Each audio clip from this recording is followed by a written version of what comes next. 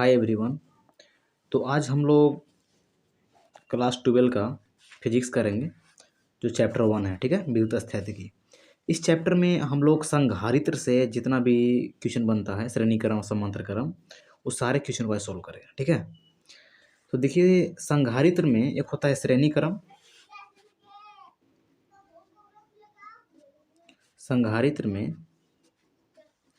एक होता है श्रेणीक्रम और एक होता है समांतर क्रम। या तो संधारित्र को श्रेणी क्रम में जोड़ेंगे या तो फिर समांतर क्रम में जोड़ेंगे। और दोनों का फार्मूला होता है, सिंपल सा फार्मूला है कि 1/CS equal to 1/C1 plus 1/C2 plus 1/C3। ये होता है श्रेणी क्रम का। और समांतर का होता है CP equal to 1/C1 plus 1C2 plus C3। इसको बटा में नहीं होता है, डायरेक्टली होता है C1 plus C2 plus C3। ठीक है, तो देखिए श्रेणी क्रम में बटा में होता है, ध्यान रखिएगा, और ये वाला बिना बटा में होता है। एस मतलब CS का मतलब एस मतलब सीरीज हो गया, सीरीज मतलब होता है श्रेणी क्रम, और P मतलब ये है पैरेलल मतलब समांतर क्रम हो गया। ठीक है, तो ये दो फार्मूला होता है, ये दोनों से सारा फार्मूला बनाएंगे हम। ठीक है, तो पहला क्वेश्चन है कि यदि 3 संधारित्र दिया हुआ है, इसमें पहला है 1 माइक्रो कूलम, मतलब U मतलब माइक्रो, F मतलब फ्राडे हो गया। 1 माइक्रो फ्राडे, 2 माइक्रो फ्राडे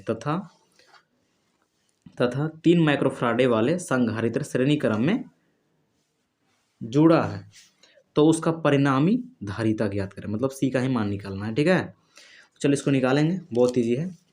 तो पहले देखिए, जो 1 माइक्रोफ्राडे दिया है, C1 का मान दे दिया, C2 का मान दे दिया, और ये जो 3 माइक्रोफ्राडे है ये C3 का मान दे दिया। तो पहले लिख लेंगे जो भी दिया हुआ है गिवेन में पहले लिख लेंगे। तो C1 का मान कितना है, 1 दिया हुआ है हम लोग का माइक्रोफ्राडे, और C2 का मान दिया हुआ है 2 माइक्रोफ्राडे, और C3 का मान दिया है 3 माइक्रोफ्राडे। अब बोल रहा है कि सबको श्रेणी क्रम में आप जोड़ दीजिए। किस में बोल रहा है, श्रेणी क्रम में जोड़ने के लिए। तो श्रेणी क्रम का देखिए क्या फॉर्मूला होता है, सिंपल से लगा देंगे। तो 1/CS equal to 1/C1 plus 1/C2 और 1/C3, ये फार्मूला पर रख देंगे।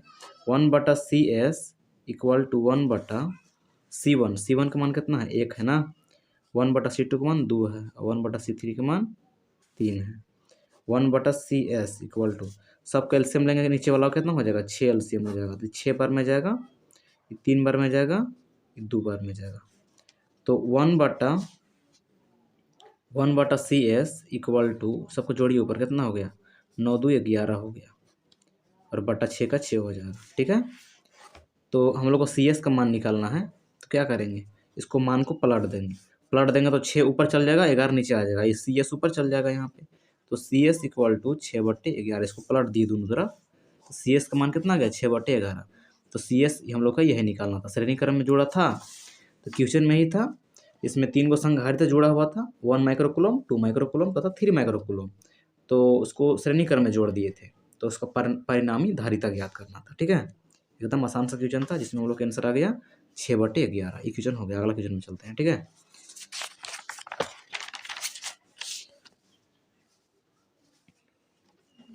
अगला क्वेश्चन है कि यदि 3 संधारित्र 2 माइक्रोफ्राडे, 4 माइक्रोफ्राडे और तथा 6 माइक्रोफ्राडे वाले धारिता को समांतर क्रम में जोड़ते हैं। पिछला क्वेश्चन बनाए थे हम लोग कि श्रेणी क्रम में जोड़ रहे थे, और बड़ी समांतर क्रम में जोड़ा जाता है, तो इसका समतुल्य धारिता क्या होगा। ठीक है, वैसे ही बनाएंगे। तो हम लोग देखिए समांतर क्रम का फॉर्मूला क्या होता है, यहाँ पर हम लोग निकाले थे, देखिए ये वाला है ना। तो चलिए पहले गिवेन निकालेंगे, तब क्वेश्चन को बनाएंगे। तो गिवेन में वैसा ही दिया हुआ है, C1 का मान दिया हुआ है 2 माइक्रोफ्राडे, C2 दिया हुआ है 4 माइक्रोफ्राडे, और C3 दिया हुआ है 6 माइक्रोफ्राडे। सब क्या करेंगे, समांतर क्रम में जोड़ देंगे, समांतर क्रम में। ठीक है, तो फार्मूला हम लोग जानते हैं, CP equal to C1 plus C2 plus C3, ये फार्मूला होता है। तो CP इक्वल टू, C1 का मान कितना है 2, C2 का मान है 4 और C3 का मान है 6। तो CP इक्वल का सबको जोड़ देंगे, तो 6 और 6 कितना हो गया 12, तो 12 हम लोग का आंसर आ गया, हो गया आंसर यही वाला। कुछ नहीं था इसमें, C1 का मान 2 दिया था, C2 का मान 4 और C3 का मान 6 था। सबको श्रेणी क्रम ये फार्मूला होता है, सबको जोड़ दिए, ठीक है, ये हम लोग का राइट आंसर आ गया। चलिए तीसरा क्वेश्चन देखिए ये वाला। तीसरा क्वेश्चन है, निम्न परिपथ में समतुल्य धारिता एवं प्रवाहित होने आवेश का मान ज्ञात करें। मतलब इसमें सी का तो मान निकालना ही है, आवेश क्यों का भी मान निकाल कर दिखाना है आपको। चलिए ये भी बहुत इजी क्वेश्चन है। देखिए ये वहीं से डायग्राम दिया रहता है, ठीक है, दिया है।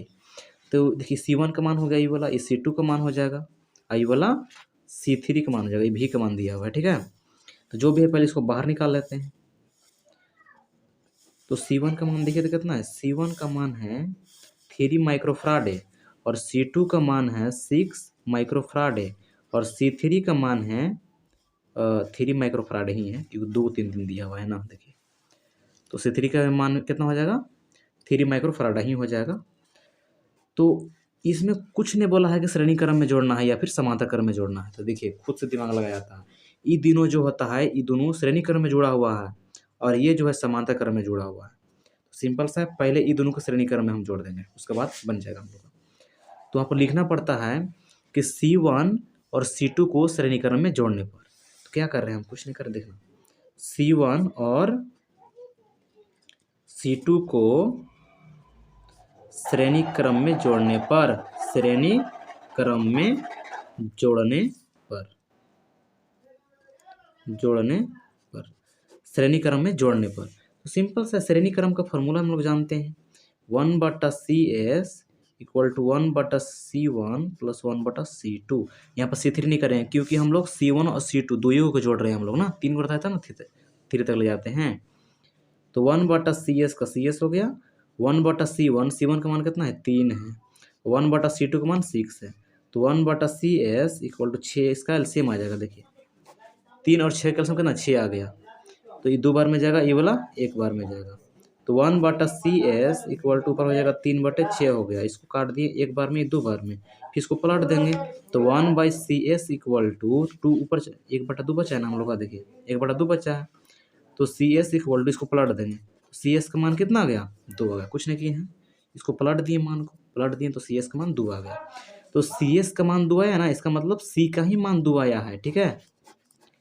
चलिए ये को लेकिन अभी बचले हम लोग का ये वाला जोड़ने के लिए ना, तो चलिए कुछ नहीं करेंगे, एकदम सिंपल सा क्वेश्चन बन जाएगा। अब बचल था कि C3 को क्या करेंगे, जो है ये वाला, इसको कर देंगे C3 में जोड़ने पर। देखिए C3 को समांतर क्रम में जोड़ने पर, समांतर क्रम में जोड़ने पर C3 को समांतर क्रम में जोड़ देंगे। कुछ नहीं करेंगे, समांतर क्रम का फॉर्मूला जानते हैं हम लोग, समांतर क्रम का फॉर्मूला जानते हैं। क्या होता है समांतर क्रम का फॉर्मूला, सिंपल से समांतर क्रम का फॉर्मूला कि CP equal to C1 plus C2 plus C3, ये सब में होता है फॉर्मूला।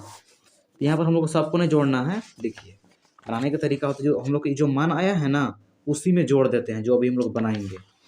और एगो C3 देवे किया है, तो इसका फॉर्मूला हो जाएगा CP इक्वल टू,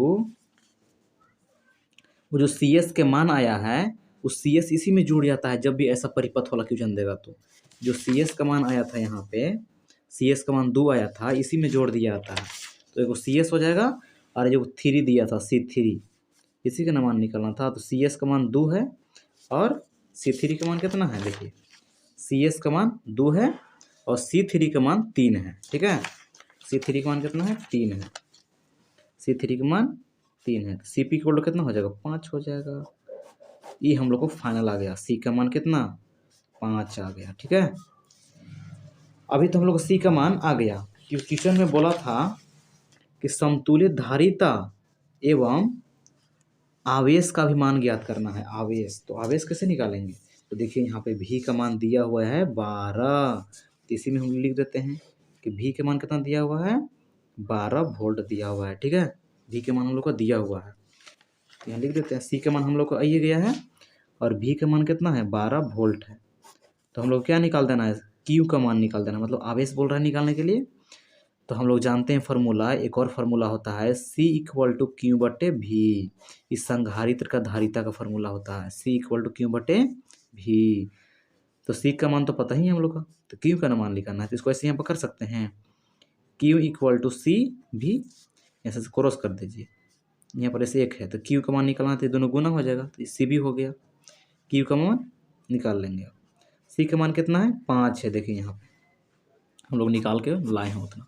C का मान 5 लाए हैं और V का मान 12 लाए हैं। V का मान कितना है 12, तो Q का मान कितना हो जाएगा 12 × 60 हो जाएगा। और आवेश से तो क्या हो जाएगा कूलोम हो जाएगा। बस हम लोग का आंसर आ गया। तो क्वेश्चन नहीं था परिपथ जिसमें C1 का मान दिया था 3, C2 का मान 6, C3 का मान 3 था, ठीक है। और V का मान 12 वोल्ट दिया था। तो इसमें हम लोग का जो C का मान निकालना था एगो, और दूसरा आवेश का मान निकालना था।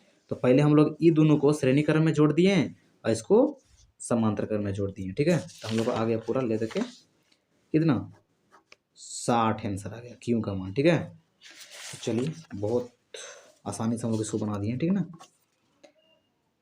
तो अच्छा लगा तो चैनल को आप सब्सक्राइब कीजिए, ठीक है, और लाइक कीजिए।